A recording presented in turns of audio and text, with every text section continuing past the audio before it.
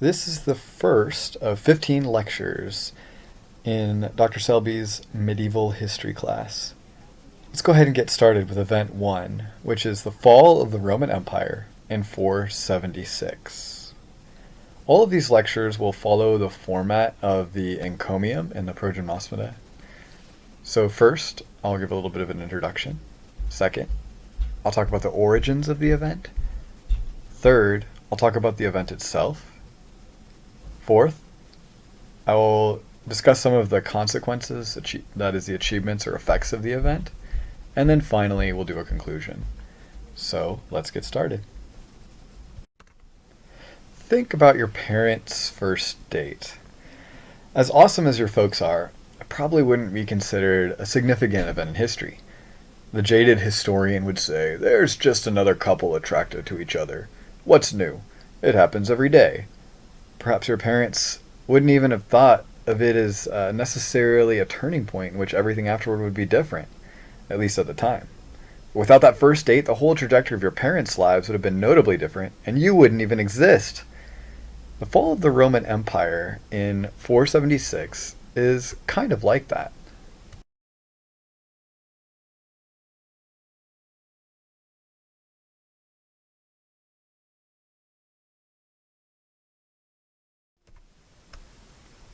It's not like some of antiquity's other cataclysmic events. Consider the Greeks' defeat of the Persians at the Battle of Marathon in 490 BC. For the Greeks, at least, this significantly meant that the Persian incursion had been stopped, and they were saved from disaster. When Julius Caesar crossed the Rubicon in 49 BC, effectively declaring war on the Roman Senate, he set in motion events that led to the fall of the Roman Republic and the rise of the Roman Empire, and it's pictured here. No one doubts that these were major political moments in classical history. However, even though it would seem that Odoacer the Goth's deposition of the Western Roman Emperor Romulus Augustulus in 476 should be reckoned among such epoch-making events, it actually didn't come as much of a surprise to anyone at the time. The Western Roman Empire had been growing smaller, poorer, and less significant for quite some time before it. Life before and after the fall of the Roman Empire in 476 would have remained largely the same for peasants, soldiers, and aristocrats in Europe and North Africa. But despite the fact that it wasn't necessarily a massively important event in itself, there is still good reason to consider the symbolic value of 476. It permits us to look at some of the major reasons the Roman Empire in the West headed toward extinction before that, and what life looked like in the aftermath and the beginning of what we now call the Middle Ages. So, in this lecture, I'll focus on the causes of the fall in 476 and the aftermath that created the so-called Dark Ages and the period of time that gave birth to the medieval era. I'll briefly narrate what actually happened in 476, to be sure, but only briefly, because it wasn't that important in itself, more because of its symbolic value. So let's turn our attention to the even more important causes. Whenever a community falls, however small or great, it falls either due to external pressures or internal weaknesses, or both. The Western Roman Empire largely fell for both reasons. Thus, the causes we'll focus on are, first, the Battle of Adrianople, or Hadrianople, in 378, the sacking of Rome in 410 by the Visigoths, the incursion of the Huns into Europe starting in 451, and the loss of Roman identity that was happening gradually for a long time past along with that.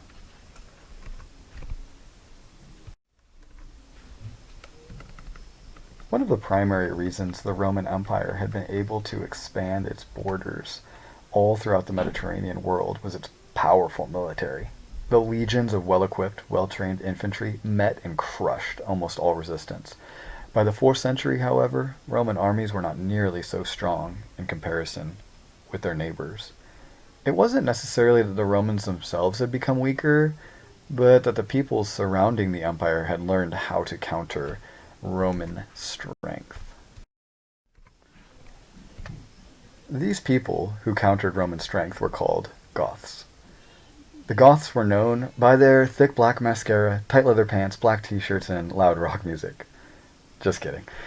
They were a people that originated sometime around 200 AD in modern-day Russia and Ukraine, just north of the Black Sea.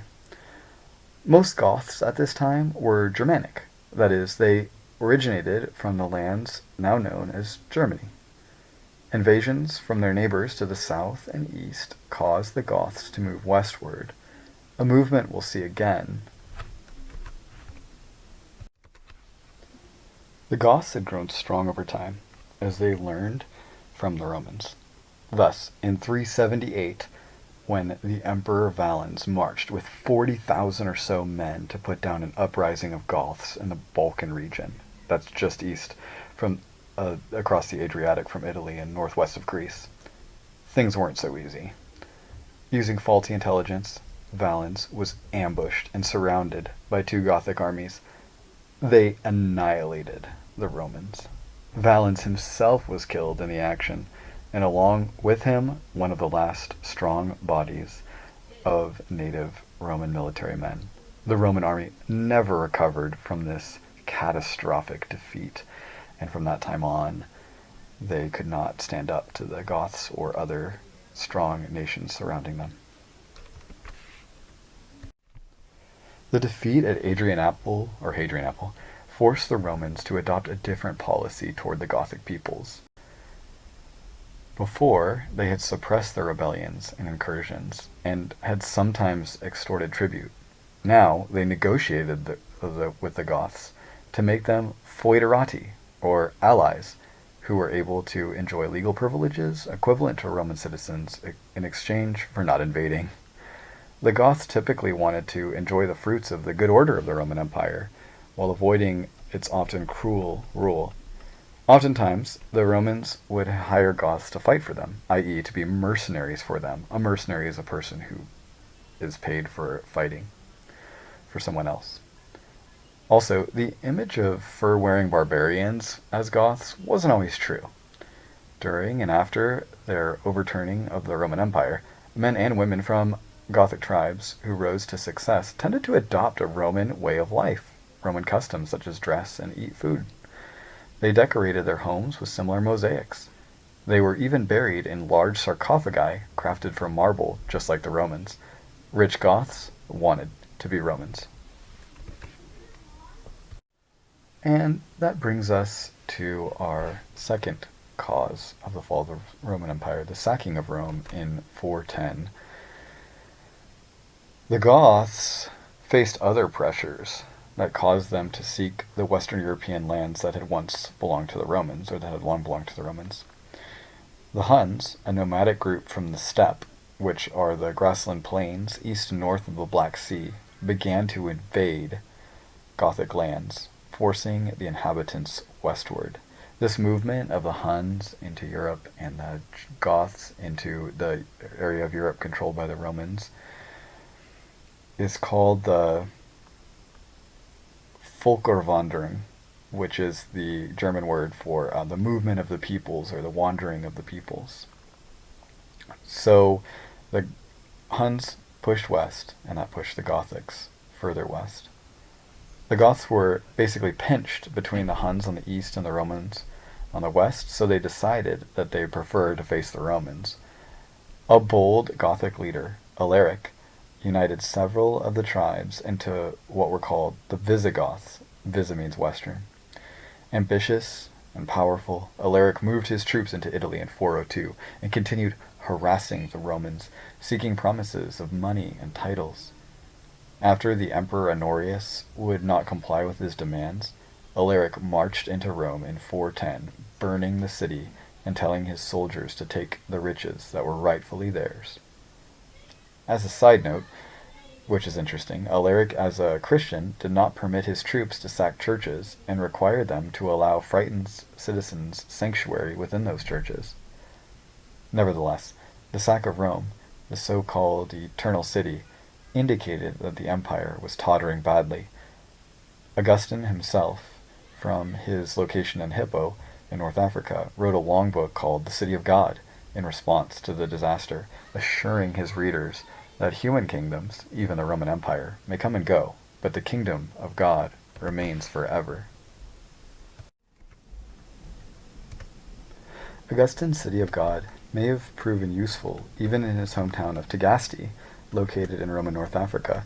The Vandals, one of the Gothic tribes, entered North Africa in 429. They were about as nice and friendly to civilization as their name implied. By 430, Augustine looked out from his deathbed over the city walls of Hippo onto a horde of Vandals that would soon overtake the city and obliterate Roman control.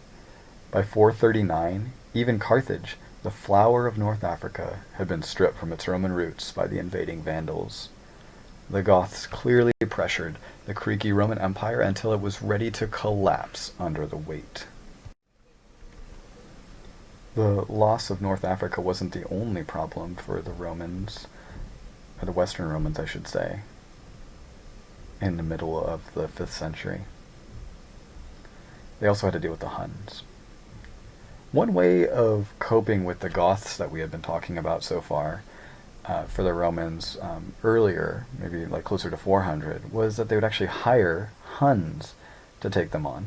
These Huns from the steppe of the steppe region in what's now modern-day Russia. From 400 onwards, it was the policy of Roman officials to pay the peoples who had originally beaten the Goths to fight their wars as mercenaries. The Roman general Aetius used the Huns to great effect. They allowed him to defeat several Visigothic armies and to shore up his strength as emperor. However, Aetius' strategy of hiring Huns had the side effect of giving the Huns an intimate knowledge of how Roman political and military arrangements worked. Finally, in the 440s, a very strong leader named Attila emerged. Attila united disparate tribal groups among the Huns. Then he led them on highly successful campaigns against the Eastern Roman Empire. With Constantinople paying him tribute, Attila turned his gaze westward. He plowed through Western Roman defenses on the eastern border and marched all the way into Gaul, that's modern-day France, annihilating whoever stood in his way. Attila plotted with Honoria, the Emperor Valentinian III's sister, to take over the west. She had had a torrid love affair with a household manager and had subsequently been pledged to a boring old senator. To avoid this situation, she was willing to betray her people. Attila was willing to find a pretext for war. This is the first of a series of 15 lectures about the main events in medieval history in Dr. Selby's medieval history class. So let's go ahead and get started with the first lecture on the fall of the Western Roman Empire in 476. In 451, Attila, however, was defeated by Aetius, shockingly. Aetius led an army of mostly Goths in a stunning victory in Gaul. Attila changed course and invaded Italy. Aetius, unwilling to bring so many armed Goths into Italy, did not pursue him. So somehow, Pope Leo I persuaded Attila not to invade Rome. He had marched out from Rome without an army behind him, just to talk to Attila and see if he could get him to make some kind of arrangement. And it seems that it worked. No historian has quite been able to explain why or how. It seems that at this time the Eastern Roman Empire began to invade Attila's homeland, and also that disease was rife in his army. So these factors may have led Attila to withdraw as well. He died suddenly in 453. As he was taking another wife, he apparently drank too much in a celebration and died of a burst blood vessel in his wedding chamber. So we've seen that Attila's invasion, as well as Alaric's sacking of Rome, exposed the profound weakness of the Western Empire. The empire also lost lands in North Africa during this time, a great blow, since that region provided much of the food needed to sustain the Roman citizens and armies of Rome. Nearly crippled, wealthy landowners throughout Europe and North Africa soon were willing to side with whatever immigrant group was strongest in their regions. They no longer were loyal to Rome, and the Western Empire would not last much longer. After these events, a succession of Roman emperors strove to stabilize the political order. They did so by allying themselves with non-Roman immigrant groups. For instance, in 455, the Vandals, the very same group of Goths that had conquered North Africa, invaded Italy from the south. They sacked Rome. They did not desist wreaking havoc until they too were paid off. Afterwards, they required spoils from whoever happened to be the ruler. Many different groups wanted the benefits of power, but there simply was not enough to go around. Everyone wanted a slice of the pizza, but the pie just wasn't big enough to fill everyone's bellies. Once the pizza was gone, the box, that's the Roman Empire, could be discarded. The one left holding that empty box was a young boy, ironically named Romulus Augustulus, Romulus being the fabled founder of Rome, Augustulus being the cute diminutive of the name of the greatest Roman emperor Caesar Augustus.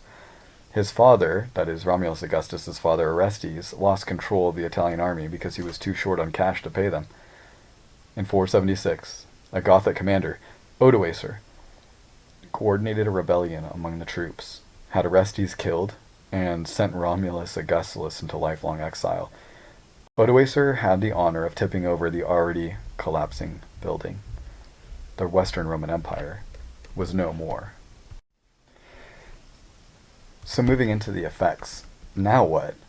After 476, people living in modern-day Europe didn't belong to an institution that transcended local tribal loyalties. The world contracted into the regional and away from the national or even international. Soldiers were no longer loyal to an emperor sitting in Rome or nearby Rome. Now, their primary allegiance was to their own local king or chieftain. Peoples were mostly closely identified by their gens or their tribal group. This was a stark change from earlier centuries, in which even someone as unclassical as a Jew from Tarsus named Saul, later Paul, could claim to be Roman. It would be as if people living in the USA no longer considered themselves American, but rather a Santa Claritan or a San Diegan or an Angelino. One result of the disintegration of the Roman Empire into local tribes was what has been called by some radical material simplification. What this means is that people got poorer. Why were they poor? With all the fragmentation, tribes would war with one another and destroy one another's resources in bids to become serious powers. A weaker tribe had no entity to appeal to. It couldn't call the Romans to march in and lay down the smack on a bully. They had to ruthlessly fight back. All this fighting caused chaos and the death of the able-bodied. That led in turn to fewer farmers. The existing farmers had less incentive to raise lots of crops and cattle, living with the fear of raids from neighboring tribes or wandering marauders. So the relative prosperity caused by the mostly peaceful Roman Empire within its borders gave way to harsher, poorer conditions. Whenever there's war, there's poverty. Of course, learning also suffered.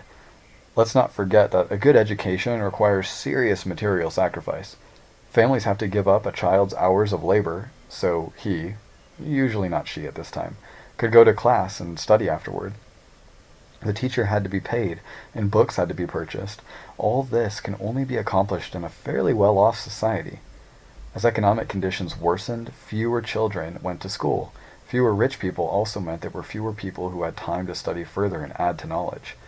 Consequently, few books were written in the Latin West in the 5th through the 8th centuries. If you consider the life of Boethius, you'll also see this factor at work. In these centuries, despite all the political fragmentation, a new unity began to emerge. It was a spiritual unity, the unity provided by the Catholic Church. Catholic means universal, and was employed from the earliest Christian times through the Middle Ages to distinguish the Orthodox, right-believing church from heretics and schismatics who broke away from it. The church provided a place where Vandals, Visigoths, Ostrogoths, Merovingians, Celts, Franks, Saxons, and Old Romans could worship one triune God. They did so in one language, Latin. The church taught its members a common morality, which included commands to be peaceful and seek the good of one's neighbor. It took a long time for such teachings to sink in, especially because many Goths, who called themselves Christians at this time, held to the Arian belief that the Son of God was created by the Father. But as the various tribal cultures flung across Europe converted to the Catholic faith, and as the gospel message began to permeate their cultures, a sense of belonging to a whole greater than one's local group began to emerge.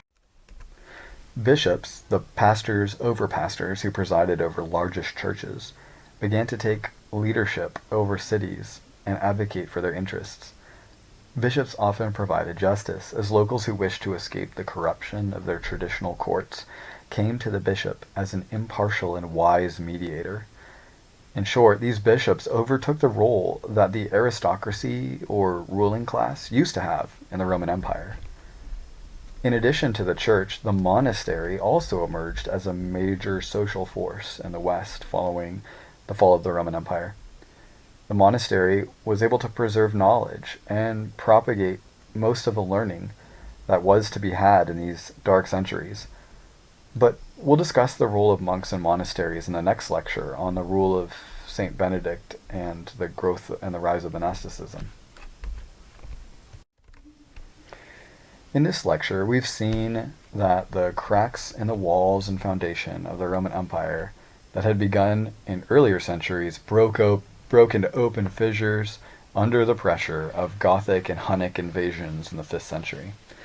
As the Huns pushed the Goths west, the Goths began to achieve victories over and even take shelter within the weakening Roman Empire. The Western Roman Empire faced its most serious political military setbacks in 378, when most of the army was destroyed and the Emperor Valens was killed at Adrianople. In 410, when Alaric the Visigoth sacked Rome. In 439, when the Vandals overran Carthage, and in 451, when Attila the Hun marched deep into Gaul and then Italy. Odoacer's deposition of Romulus Augustulus in 476 was simply kicking over the last loose stone. Europe suffered radical material simplification thereafter, as it splintered into tribal warfare. The Church began to emerge as an institution of unity. As we will see, this trend continued until much of Europe was bound together with similar culture and morals under the Church's teaching and authority. Monasteries provided oases of civilization in the troubled time that resulted from the fall of the Roman Empire.